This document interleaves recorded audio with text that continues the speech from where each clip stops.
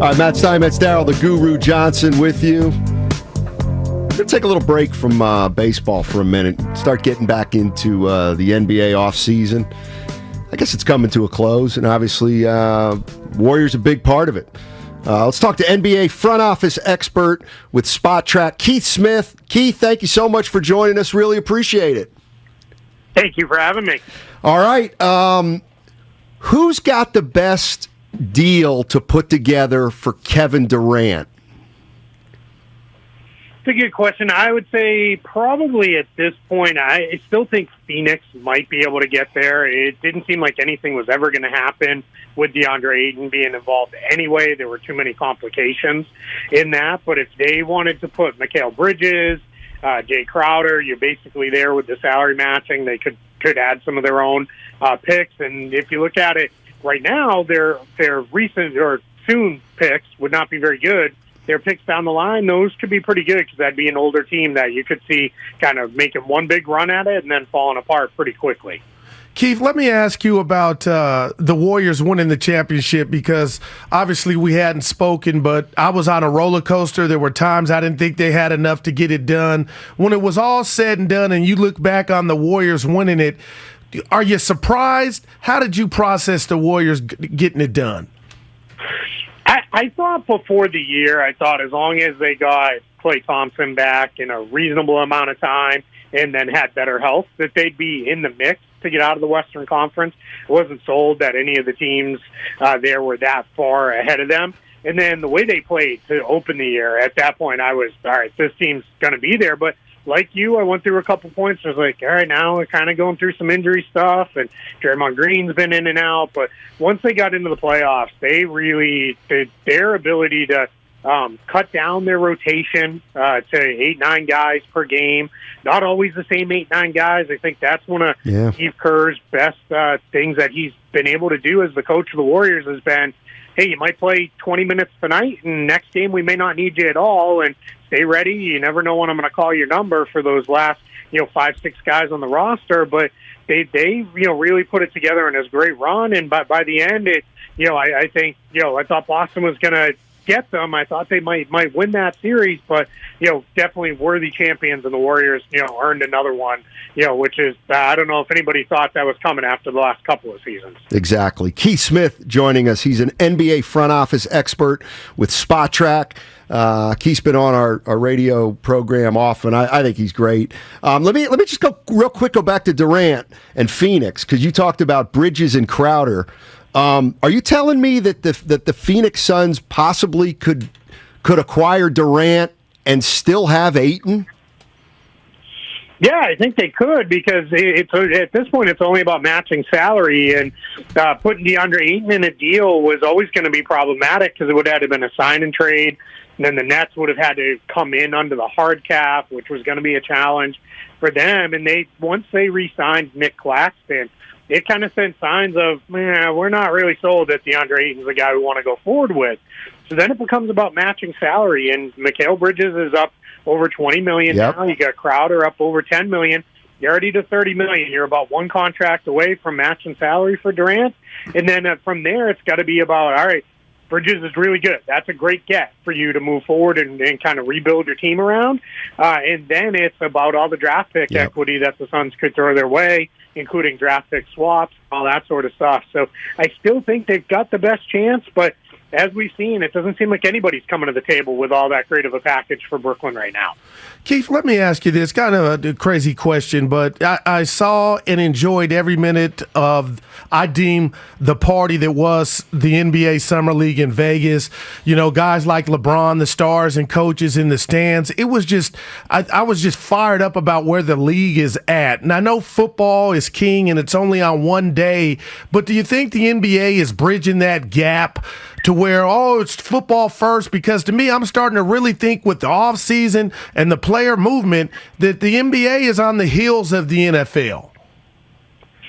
Yeah, I think it's going to be hard to catch up with the NFL. I think what you mentioned with it being kind of one day a week, it's very easy to follow. Like, I use my own dad as an example. He gave up on baseball, 20, 30 years ago because it was just too much to follow. And then the NBA was just, he doesn't want to watch games every single night and all that. Football, he loves it because it's, for him, it's, all right, I read a couple articles in the paper each day, and then I sit down and my 3-4 hours on the weekend, and that's it. And then I'm off and moving on to the other things. So I think that's always going to be a challenge.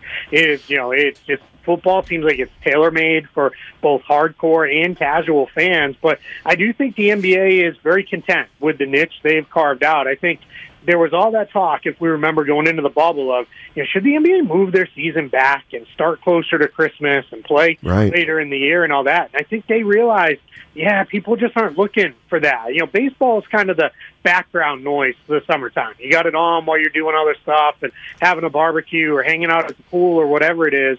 But I think with the NBA, it's they own the wintertime, and I'm not trying to slight the NHL by any means, but I think the NBA is very content with the portion of the calendar that they own, and knowing in the early summer, they own it from a transaction standpoint too, so it's really kind of turned into August and September, they're dead months, and everything else is pretty great. Yeah, that's a good point. Keith Smith joining us. He's an NBA front office expert with Spot Track.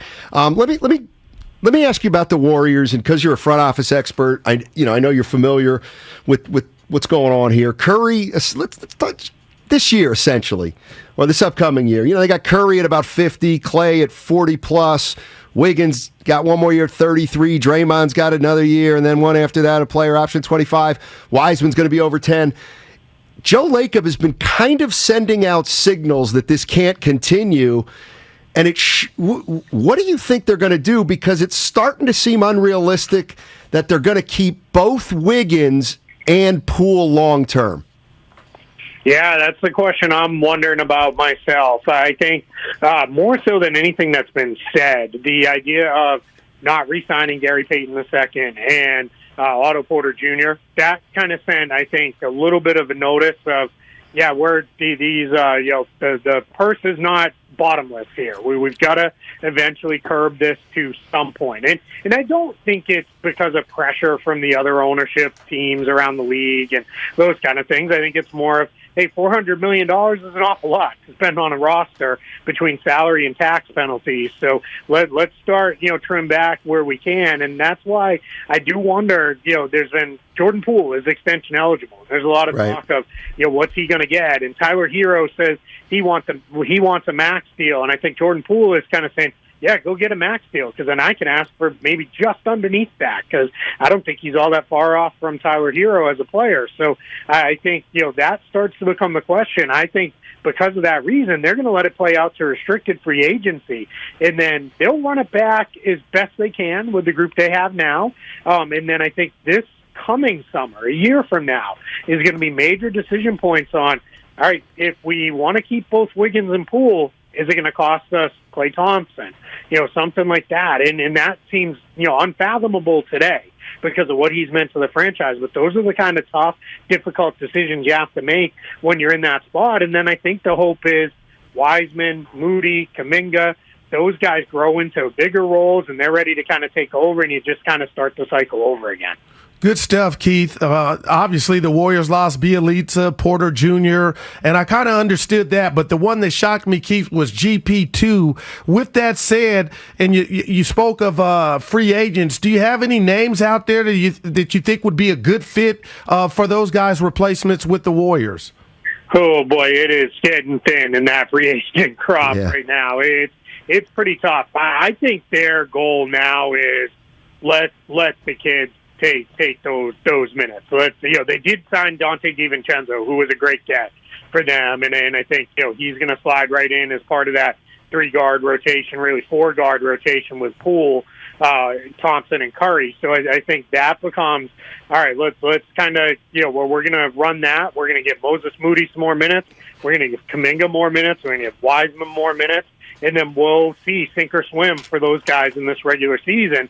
And then probably by the trade deadline, it'll be, all right, if we're going to make another run at another title, what is it we need? Well, what do we got to go get, and what do we have to go get it with? We've got some picks.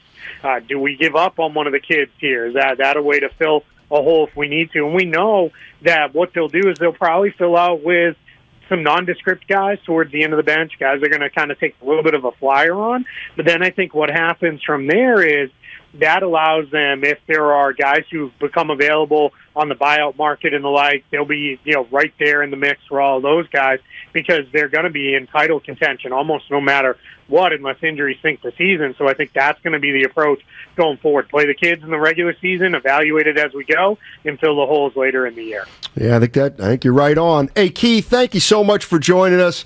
You don't know it, but I'm a big fan. I really like your work. Thank you so much, man. I appreciate it. Thank you for having me, and I appreciate those kind words. Yes, sir. That's Keith Smith, Spot Track.